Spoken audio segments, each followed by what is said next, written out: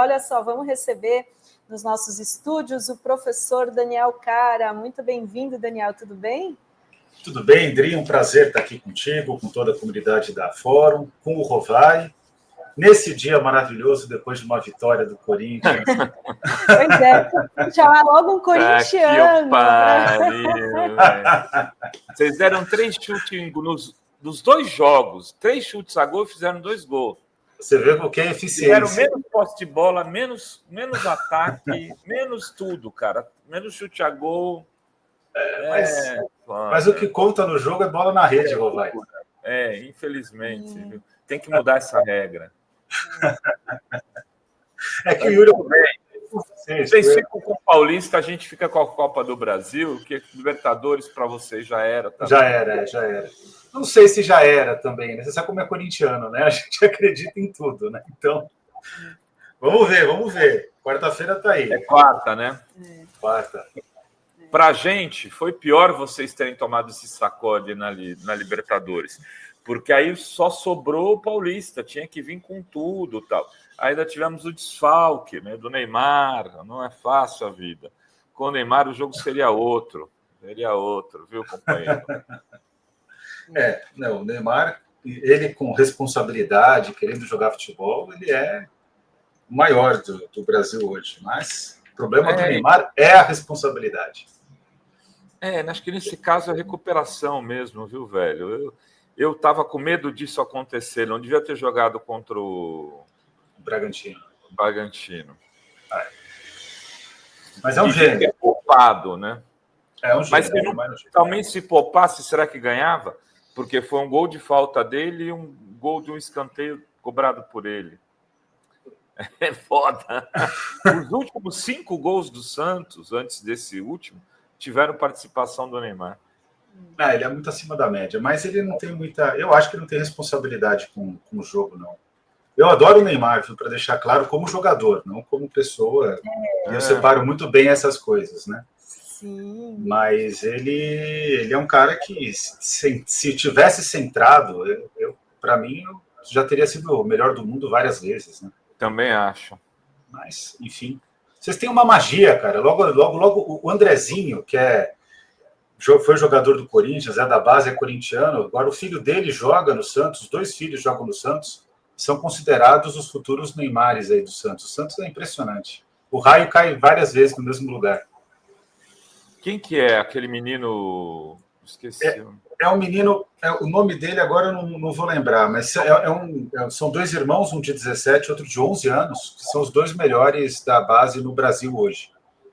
E os 2 são filhos do Andrezinho, que jogou no Corinthians e é corintiano, né? Mas, obviamente, vai torcer para os filhos, vai torcer para o Santos, é natural que seja assim. Tem um chamado Cauã Basile, que é uma coisa assim, fora é um cabelo enroladinho. Isso, assim, esse mesmo, é o Cauã, então. Cara, eles só falam desse moleque aqui, é impressionante. Ele deve ter 12, 13 anos.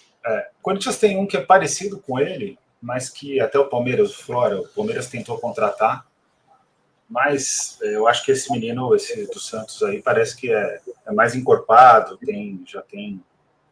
já demonstra mais futuro, né? Vamos ver, né? Torcer para que todos deem certo, porque o Brasil vai ser beneficiado.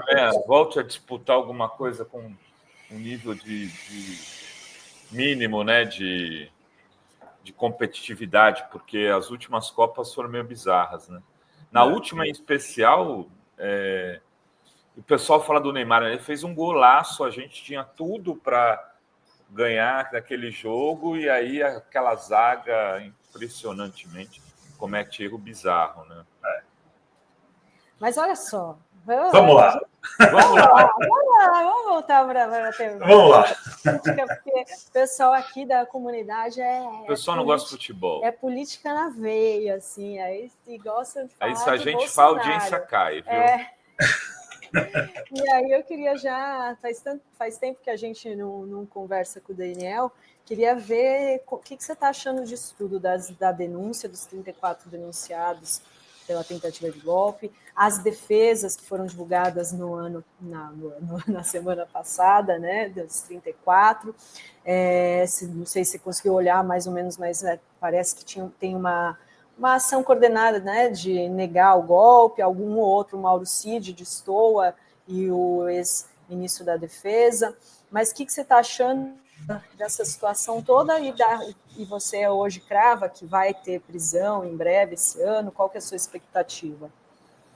A minha expectativa, cumprindo tudo que é natural e é necessário no rito jurídico, a minha expectativa é que ocorra, sim, a prisão esse ano.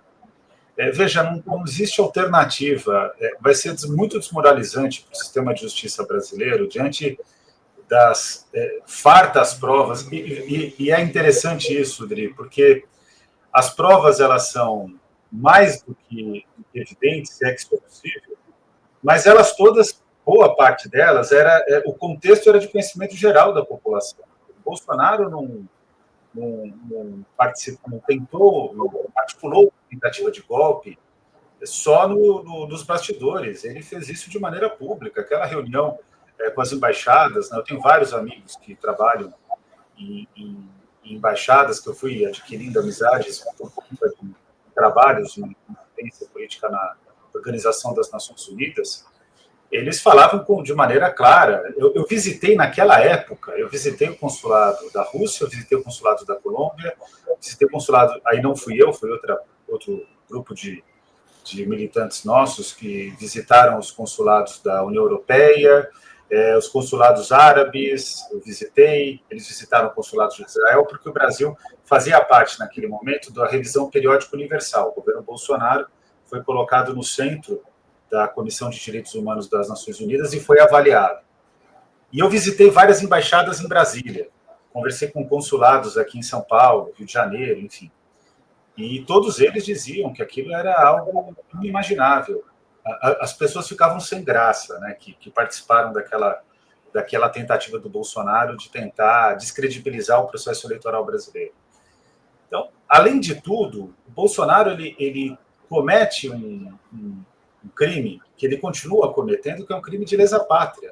Ele reiteradamente vai contra as posições brasileiras, o interesse brasileiro. Quer dizer, é uma pessoa que não tem nenhum compromisso. Então, eu de fato acredito que o sistema de justiça ele não vai, cumprindo com todo o risco, com toda a liturgia, mas ele não vai deixar passar essa injustiça, né? Se o Lula, sem nenhuma prova consistente, sem nada que desabonasse a postura e a conduta do presidente Lula, ele foi injustamente preso, eu acho que é mais do que evidente que, nesse momento, é preciso ter a consciência de que o Bolsonaro só tem um caminho, diante de tudo que está exposto, que é o caminho da prisão. Eu falo como cidadão. Eu não vejo outra saída. O Chico de Oliveira, ele tinha um conceito, Dri, que era muito interessante, porque ele foi a última coisa que ele escreveu.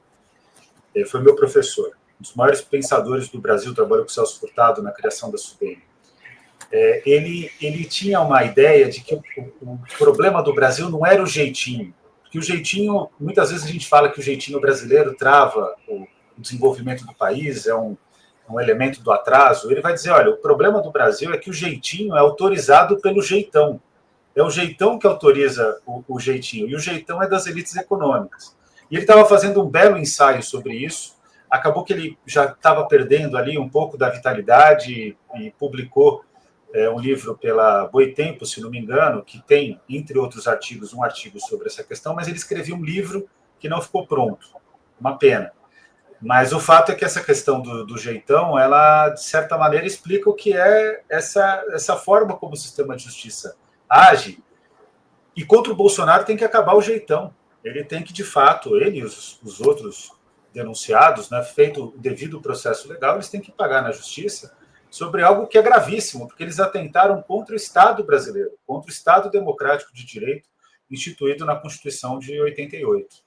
Então, eu vejo isso dessa maneira. Eu acho que a gente tem que, de fato, ser bastante incisivo, e é preciso ter mobilização de rua, é claro que tem que ser bem articulada para ter, de fato, força, é preciso ter mobilização dos formadores de opinião, quer dizer, a gente, de fato, não pode permitir que isso passe incólume, e mais do que isso, Dri, se trata já de uma questão de sobrevivência estratégica, porque hoje os bolsonaros são praticamente agentes do governo dos Estados Unidos liderado pelo Donald Trump. O Eduardo Bolsonaro faz a defesa do Trump assustadoramente, assim, contra o Brasil. É asquerosa a postura dele nas redes sociais. E diante disso, assim, inclusive por uma questão de estratégia, o Brasil precisa fazer com que essa família, que cometeu, via o presidente Bolsonaro, cometeu uma série está sendo julgado por uma série de crimes, né? Evidentemente, pelas evidências, né, fica claro que esses crimes foram cometidos, então ele tem que pagar na justiça pelas atitudes que ele tomou, e que não foram só nos bastidores. Eu quero sempre reiterar isso, porque há uma tendência da defesa do Bolsonaro de dizer que não é evidente que as coisas tenham acontecido porque elas não foram públicas. Poxa, fez uma reunião com várias missões diplomáticas no Brasil para descredibilizar o próprio país. É uma vergonha. Ele deveria, nesse momento, inclusive, já ter tido algum tipo de sanção. É claramente uma atitude que lesa a pátria. Weinstein. Muito bem. Não, eu queria aproveitar aqui o Daniel Cara para perguntar o que ele achou da reforma ministerial, né, da saída da Anísia, a entrada do Padilha na saúde, Gleisi assumindo a CRI, e como ele vê essa especulação do Boulos para assumir a Secretaria-Geral da Presidência da República. Vamos lá. Bom, sobre a questão da Anísia, eu até aqui na Fórum, eu já via muitos problemas no Ministério da Saúde. É difícil falar sobre isso, porque a Anísia foi uma excelente companheira quando liderou a Fiocruz, em toda a defesa de uma atuação responsável sobre a reabertura das escolas. Ela foi uma pessoa que teve uma atitude na pandemia que é digna de nota, prestou um serviço essencial para o país e enfrentou o governo Bolsonaro. Então é importante frisar a relevância da Anísia, e nada do que ocorreu no Ministério da Saúde desabou na trajetória dela.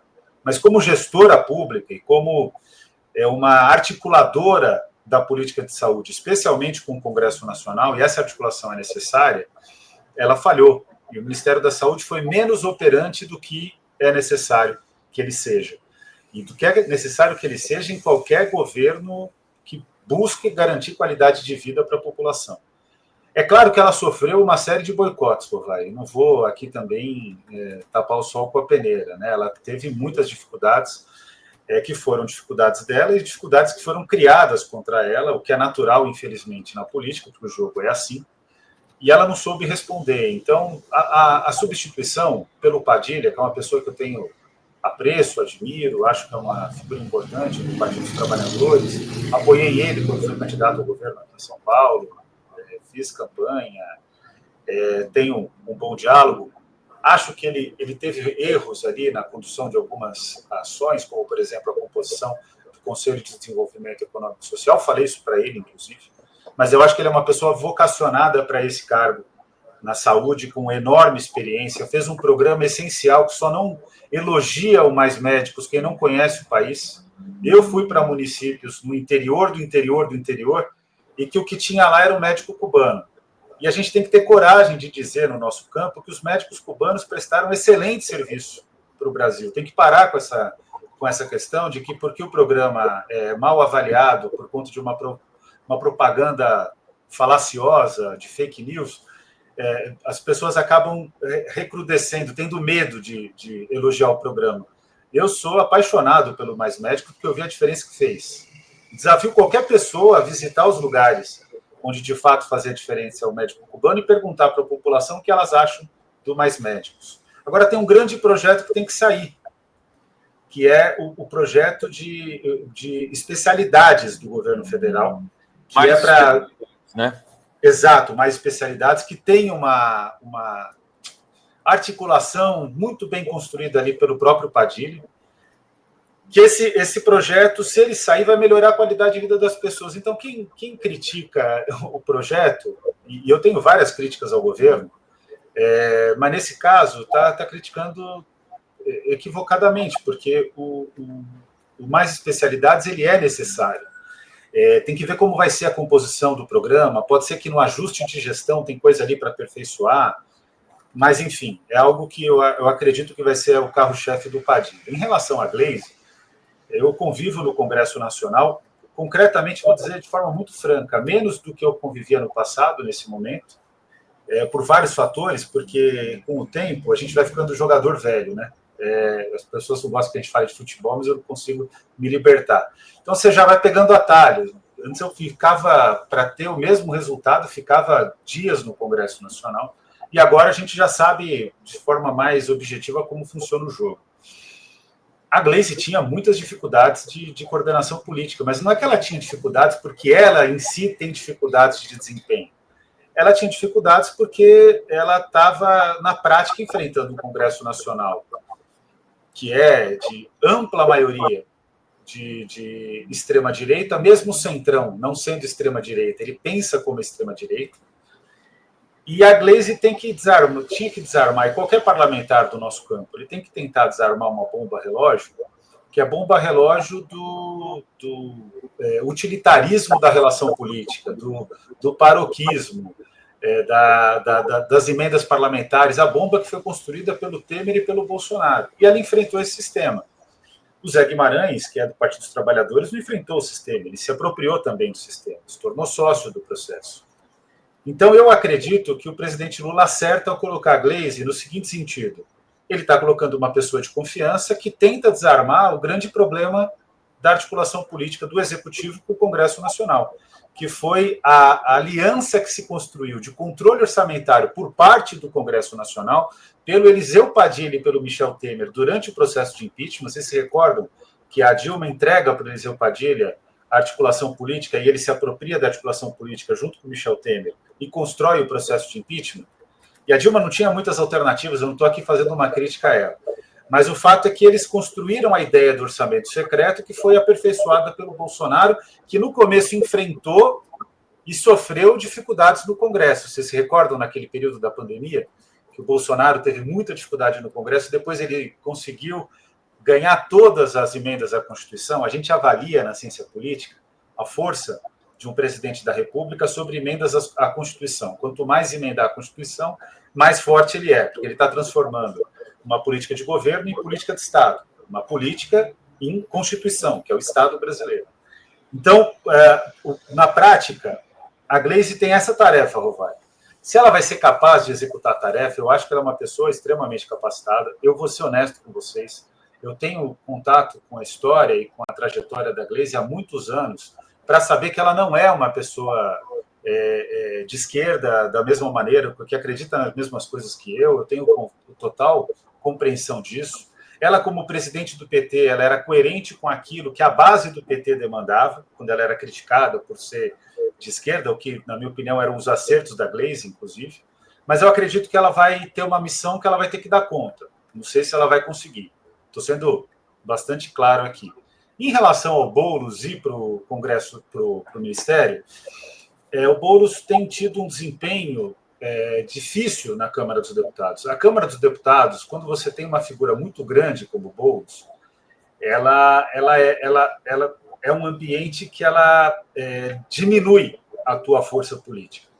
Por quê? Porque o Boulos chega maior do que, pela popularidade, pelo volume de votos, pelo fato de ser uma figura central da esquerda, ele chega maior do que o que a Câmara consegue lidar.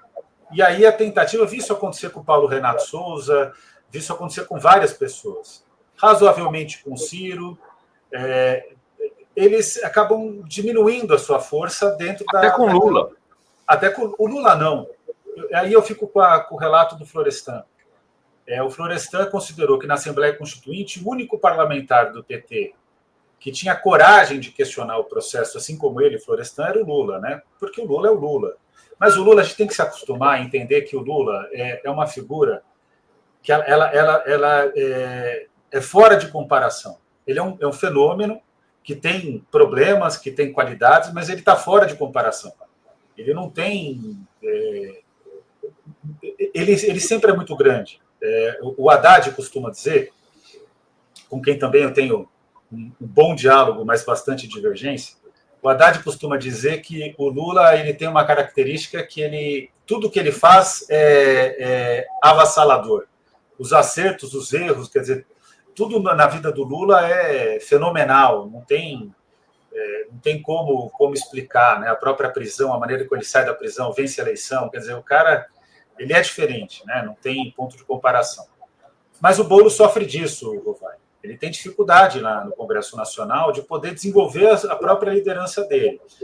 Nesse caso, inclusive, eu quero fazer aqui justiça, na minha opinião, o maior erro do pessoal ultimamente tem sido esse, a justiça Luiz Erundina, que é muito pouco ouvida, mas ela sempre se adiantou aos fatos. E ela disse que exatamente isso ia acontecer, que ele ia ter dificuldades no Congresso Nacional. Não dá para você ter uma figura como o Boulos e colocar ele na mesma régua que o Kim Kataguiri, por exemplo, que é o que o Congresso Nacional tenta fazer com o Boulos, por exemplo, em determinados embates, ou colocar ele no mesmo patamar de debate que, sei lá, que o Eduardo Bolsonaro. Ele não nasce naquele espaço, como, por exemplo, a Erika Hilton, que está fazendo um mandato fortíssimo, né? Ela está tendo um mandato, e até o contrário, ela cresceu no exercício do mandato federal, cresceu muito. A Erika Hilton hoje ela é gigante. Eu vou para o encontro, olha, eu vou contar um negócio para vocês, eu vou para encontros que tem militares que são democratas, né? Militares que defendem o Estado Democrático de Direito, mas que fizeram a mãe e estão agora em cadeia de comando, e eles admiram a Erika Hilton, nesse nível que ela conseguiu penetrar. Então, para o Boulos e para o Ministério é bom, agora esse Ministério é péssimo. Esse aqui é o ponto. E vou ser franco, mais uma vez aqui com vocês, por que é péssimo? Porque eu conheço a Secretaria-Geral da Presidência. Na época que o Luiz Dulce foi ministro, em 2008, ele me convidou para ir para a Secretaria-Geral da Presidência, desculpa. Eu só não fui porque, naquela época, a minha esposa Iracema, na época, ela tinha acabado de ter... A gente teve a notícia de que o Chico estava a caminho, e aí era uma opção que eu iria desestruturar a campanha nacional pelo direito à educação que eu coordenava, ao mesmo tempo iria ficar numa situação muito ruim para ter uma paternidade do jeito que eu acredito que tem que ser, acompanhando todo o processo do Chico, porque eu teria que ir para Brasília, ela ficaria em São Paulo. Acabou que a minha decisão foi não ir. Mas eu conheço a Secretaria-Geral da Presidência da República, fui vice-presidente do Conselho Nacional de Juventude, da mesa diretora, então eu convivia lá. E é uma secretaria que ela claro, a pessoa pode construir o cargo, Rovai, mas é uma secretaria que ela é de formulação de agendas. Você formula as agendas para o presidente da República. E ao longo do tempo, graças ao Gilberto Carvalho, que foi ministro-chefe da Secretaria-Geral da Presidência no governo Dilma, se criou a característica de fazer as agendas com os movimentos sociais. Não era só isso na época do Dulce, mas isso ficou o carro-chefe do Gilberto. E assim permaneceu, na própria visão hoje do governo Lula. E aí eu acho que o Boulos vai ter o espaço que ele merece de maior projeção. Mas também, pelo tamanho do pessoal, é difícil. O Boulos é muito grande, né? Mas o pessoal é um partido pequeno. O Boulos veio de uma derrota. Então é difícil o presidente Lula colocar em outra função, né? Então o cenário é bem difícil, porque ir é bom, mas é ruim. Ficar na Câmara é bom, mas é ruim também. Qual que é o aspecto bom da Câmara? Que é auxiliar o governo naquilo que o governo precisa. Agora, não pode auxiliar o governo, e aí eu não vou me eximir da crítica, naquilo que o governo erra. Como, por exemplo, o BPC, a desconstrução do BPC. Eu acho que eu sou favorável à auditoria no BPC, sou favorável a bom uso do recurso público, mas o benefício de prestação continuada, que beneficia várias pessoas que, inclusive, eu conheço, e que dependem daquele benefício, não pode ser alterado. Enfim, os pacotes econômicos do governo acho que foram frágeis e foram ruins, foram mal articulados. Aí tem que saber fazer apoio ao governo, e apoiar o governo significa apoiar, inclusive, o projeto que tem que ser vitorioso nas próximas eleições contra a extrema-direita. E, nesse sentido, eu acho que o Boulos precisa acertar um pouco melhor, ouvir mais a Luiz Erundina e acertar um pouco melhor o caminho que ele tem tomado. E até pensando aí no governo, a gente tem visto as últimas pesquisas, a popularidade do governo em queda, né, do governo Lula.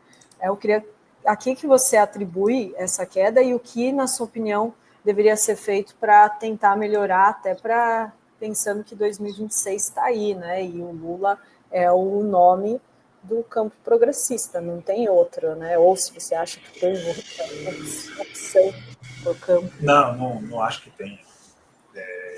Não vejo ninguém. A questão toda é a seguinte: o Lula ele é incomparável. Ele tendo condição de jogar o jogo, não tem ninguém que se aproxime da força dele dentro do jogo, no campo da centro-esquerda e da esquerda. Então, isso fica como ponto pacífico. O Lula, em condições, ele tem que ser o candidato. E ele vai precisar escolher uma vice-presidência muito sólida, que eu não imagino que seja Geraldo Alckmin. Porque os desafios, caso ele vença a eleição, e eu acredito que hoje ele ainda é o favorito, porque existe a máquina federal e existe o carisma do Lula. Ele está com dificuldades no Nordeste, visitei o Nordeste, ele está com dificuldades nas classes C e D, especialmente na classe C. Ele está com dificuldade diante do fundamentalismo cristão, que também o nosso campo não tem coragem de criticar. Postei hoje nas minhas redes sociais uma entrevista que eu dei no podcast falando sobre isso. Tem coisas que a gente trata como temas de risco. E manter esses temas sem ser debatidos significa que a gente vai perdendo ainda mais terreno, né? A política tem um aspecto que é pedagógico. Agora, o Lula está fora de questão. A queda do governo é uma queda que eu cheguei a comentar aqui na Fórum ano passado, cheguei a comentar em outros canais, que todo mundo falava, o problema é a comunicação.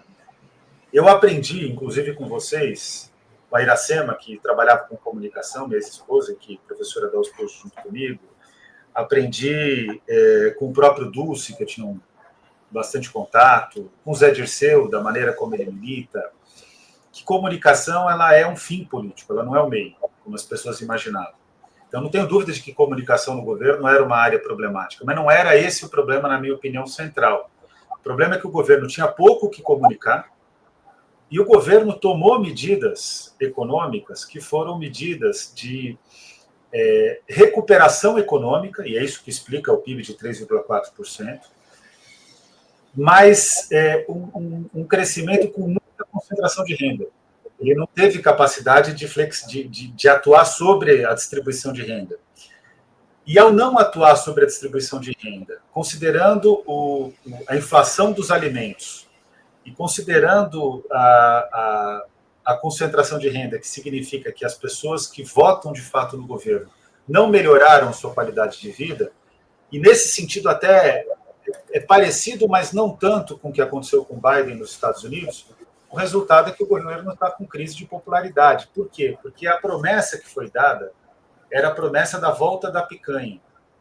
Eu sempre falo para os meus alunos, vocês não sabem o que era receber salário em 2010. Eu nunca fui tão feliz na minha vida, em termos econômicos, como em 2008, 2008 menos, mas 2009 e 2010. Eu, de fato, comecei a ter algo que eu nunca vivi, e que a Adri também nunca viveu, imagino que o Rovai também nunca tenha vivido, que foram 3 anos consecutivos de bom crescimento econômico, e o último ano que foi excelente.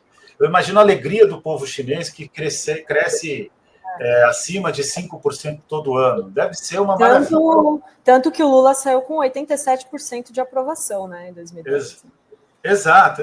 Então, qual que é o nosso problema? O nosso problema que eu vejo, e aí eu não tenho como fugir, porque eu estaria sendo leviano com aquilo que eu estudo e com aquilo que eu acredito. O nosso problema é que nós não tivemos a capacidade ainda no Brasil, a centro-esquerda e a esquerda, nesses momentos mais difíceis, de construir boas alternativas econômicas que aí podem me julgar, mas como foi a gestão do Guido Mantega ali na segunda metade do segundo mandato do Lula. O Guido Mantega, as pessoas batem no Mantega de um jeito irracível, assim. Tem lugares que eu falo do Mantega, parece que eu estou cometendo um crime. Mas foi o melhor ministro que a gente teve. E eu desafio qualquer um a mostrar dados diferentes. Com todo o respeito ao Fernando Haddad, que eu acho que é um dos poucos ministros desse governo com M maiúsculo. Talvez ele, o Itamaraty, que aí é o Mauro e ao mesmo tempo é o Celso Amorim. A gente tem pouco ministro de verdade no governo. O Haddad é um ministro, só que ele está indo pelo caminho que eu considero que é errado, por vários motivos. existe uma ideia do Haddad, que eu já falei isso para ele, que ele tem a ideia de que é possível conquistar o mercado. O mercado nunca vai ser conquistado, não por nós, não para quem está desse lado da trincheira. Então, você tem que lidar com o mercado. Não dá para ser irresponsável e imaturo e achar que você não vai dialogar com o mercado. Você tem que conversar com o mercado, você tem que debater com o mercado, mas você tem que dizer, olha, eu fui eleito por outro programa. E ter a capacidade de criar fatos políticos para mobilizar isso. Caso contrário, se sempre o debate vai ser correlação de força, então a gente abandona de fazer política. Se a gente sempre acha que o outro lado vai ganhar, porque de fato é mais poderoso, tem propriedade dos meios de produção, que tem controle do mercado financeiro, tudo isso é verdade. Mas se a gente achar que eles sempre vão ganhar o jogo, aí não joga o jogo. Né? Esse é o ponto que a gente tem que ter a capacidade de enfrentar. Não estou dizendo que é simples, mas precisa ter coragem para fazer esse enfrentamento. O Daniel, essa história da comunicação, eu apanhei tanto aqui, apanhei tanto. Eu acompanhei um pouco. Eu falava o seguinte, a culpa não é do Pimenta. Primeiro, a responsabilidade da aprovação do governo, não está empolgado tanto e tal, não era dele, e tinha a ver com duas questões. Uma, é um governo sem marcas. Todas as marcas são anteriores, de governos anteriores, reconstrução. Essa história da reconstrução, que acho que foi um mote dado pelo Lula, ficou uma coisa como se a reconstrução por si só resolveria. O pessoal vai falar, olha que lindo, voltamos à época do Lula, agora temos Minha Casa Minha Vida de novo, temos isso, aquilo, mais médicos, etc. e tal. Farmácia popular, marcas antigas, parecia mais do mesmo, as pessoas vão...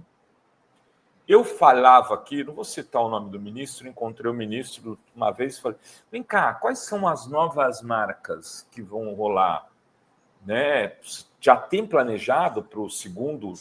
Não tem nada, ele falou, não tem nada. Então, como é que você faz comunicação com isso? Essa era uma questão. Continua esse problema, mas tem lá o Sidônio agora insistindo muito com novas marcas. Talvez o Paulo Pimenta não tenha insistido tanto. O Sidônio, tive uma conversa com o Sidônio, onde ele diz claramente, esse governo vai fazer marcas novas. Ele vai trazer, espere, aguarde. A segunda questão é que os ministros têm um grau de covardia no Ministério do governo Lula que me incomoda, e eu sempre falo aqui também. É aquilo, você pode criticar o Haddad, mas ele está pelo menos dando a cara para bater, está fazendo, está indo para cima. Tem gente que fica escondido. Uma das pessoas, com todo carinho, e de verdade, era a Nízia. Não fazia o enfrentamento. Então, assim, se não vai fazer o enfrentamento, eu sou técnico, eu não me misturo. Então, beleza, pega um órgão do governo, assume uma secretaria executiva, ministro a cargo político. Por isso, aqui, desculpa fazer a reflexão de fazer o Vila, Daniel, mas pegando o teu gancho, eu acho que é bom para o governo, Gleisi, para a pessoa que assume posições, foi para cima do Bolsonaro ontem.